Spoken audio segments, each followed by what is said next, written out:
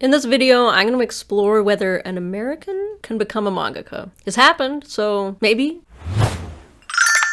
Culture and creativity constantly grow and change as different cultures share ideas and add something of themselves. A cultural phenomenon is put out there, another culture is inspired by it and takes it on, makes it part of themselves, changes it a little and then pass it on, and it develops this sort of cultural ping pong and everybody benefits. During World War II, American GIs brought their favorite comics with them to Japan, a country that already had a long, rich history of visual narratives and a naturally visual language. So Japanese artists took this imported style and kind of ran with it. They incorporated it into their own work, setting the stage for what we know as modern manga today. It's important to note that Disney was one of the strongest influences, especially for Osamu Tezuka, known as the godfather of manga. Fast forward to now, and the baton has been passed back. Anime and manga has inspired and influenced several generations at this point, and there are more and more artists who want to make manga their life. In some Western countries outside of Japan, such as Germany, France, and Brazil, you can find some success doing this. But somehow in America, it seems to be practically impossible. And I hope over time we can change this and get to see more homegrown manga successfully come to market.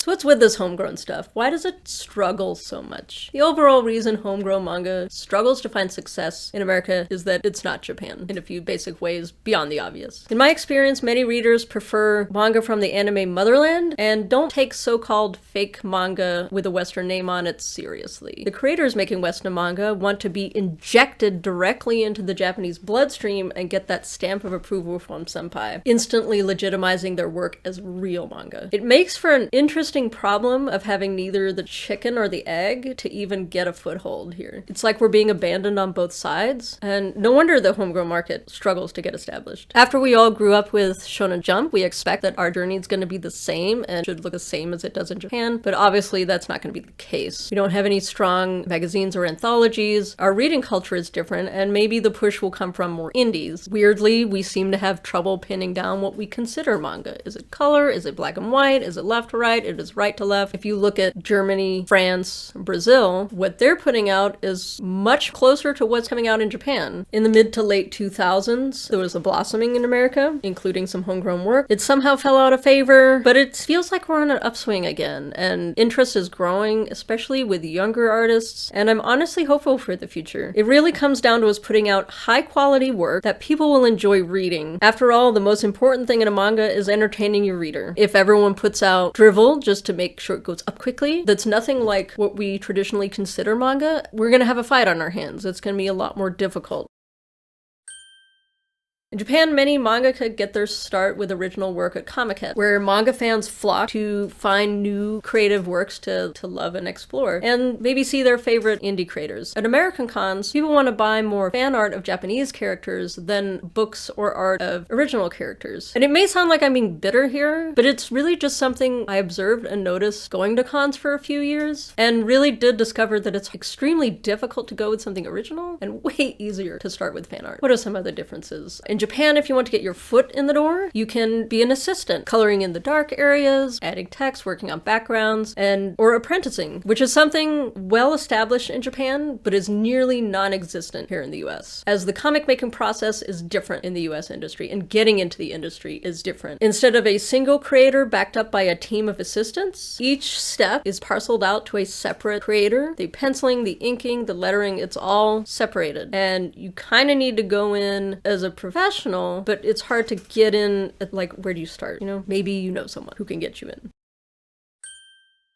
So in Japan, there are 150 magazines and anthologies showcasing up-and-coming as well as superstar manga. That's a lot of opportunities to get your work in front of a manga-hungry audience. So let's look at America again. What do we have for anthologies? Saturday AM, and there's sort of a style of mangaka that's coalescing and coming through this magazine, which is fairly specific in its own style, which is kind of interesting. And then we have the indie anthology Pulse, and the publisher Noir Caesar. If you've heard any others, let me know in the comments, because I'd like to see what other people are doing. And I'm specifically looking at American companies. There's not actually much in the way of choice, opportunities, or alternatives if they turn out to be dodgy. pushy or difficult to work with. I've heard stories, but that's for another time. I did try to make my own because I felt there was a need, and I have experience in publishing, but I had no idea what I was doing, no experience in periodicals, and I was by myself, and it was a mess. But in that experience, I noticed that really, when it comes down to it, homegrown mangaka don't want to be published here. You think they do, but they don't. And as I said, the readers want the so-called real stuff. Both sides are working against you, and it's hard to get going. Okay, what about publishers? I mean, America isn't without comics or comic publishers. There are publishers out there who take Japanese manga and bring it here, so it's physically possible. Marvel and their superhero comics have been around since the, 40s?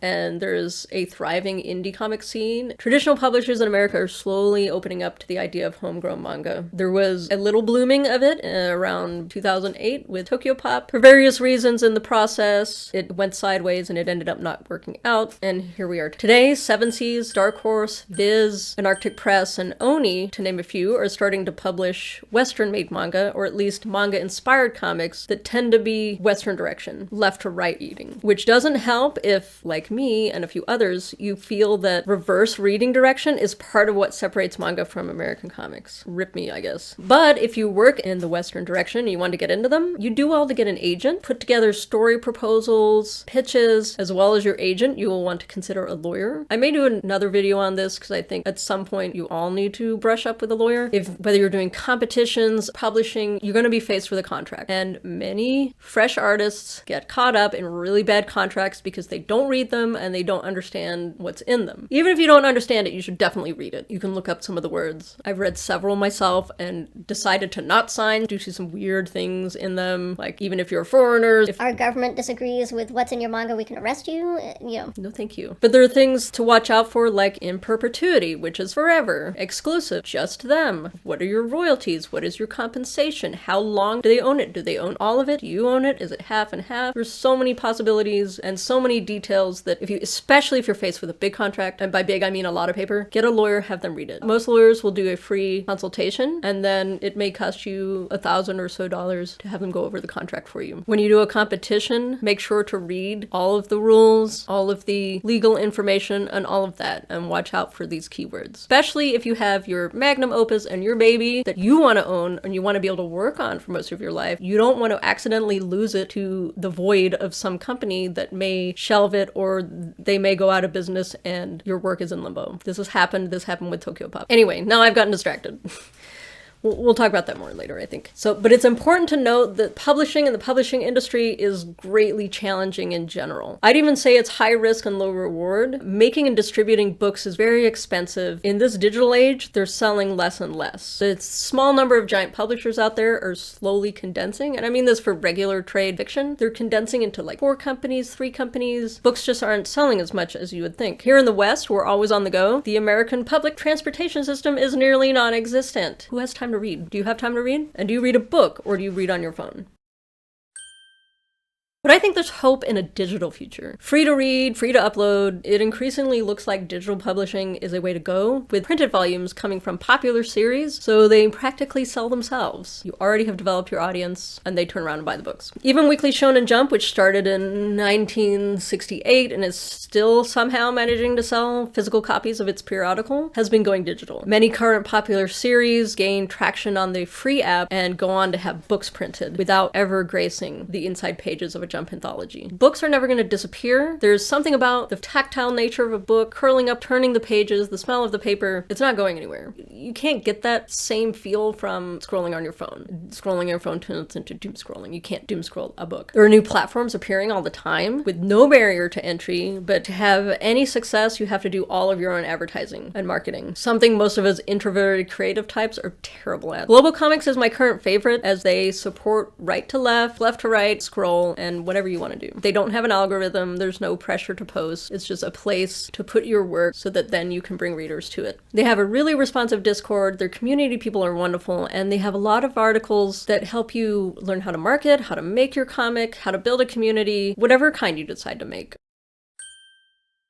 So, can an American become a mangaka? Depending on how restricting your idea of what a mangaka is, then of course. Don't forget, we, as the international audience from Japan, only see the cream of the crop. If you look at Shonen Jump and then American Shonen Jump, there's 20 titles versus 7 titles. We grew up with a very curated set of works, and there's a lot more there, so we can have a wider range of stuff. Here, it may just take time, where more and more manga is made. The argument is settled over what we think it is. More creators, and better stories, and our stories based on our own culture and our own experiences. Maybe our art looks a little more like us. I don't know. I'm really curious to see where it goes. I'll keep making mine and contributing to it. If you're not convinced by the American market and want some ways to get your work into Japan, check out this video where I go over 7 ways to sneak your work into Japan and make your Japanese debut.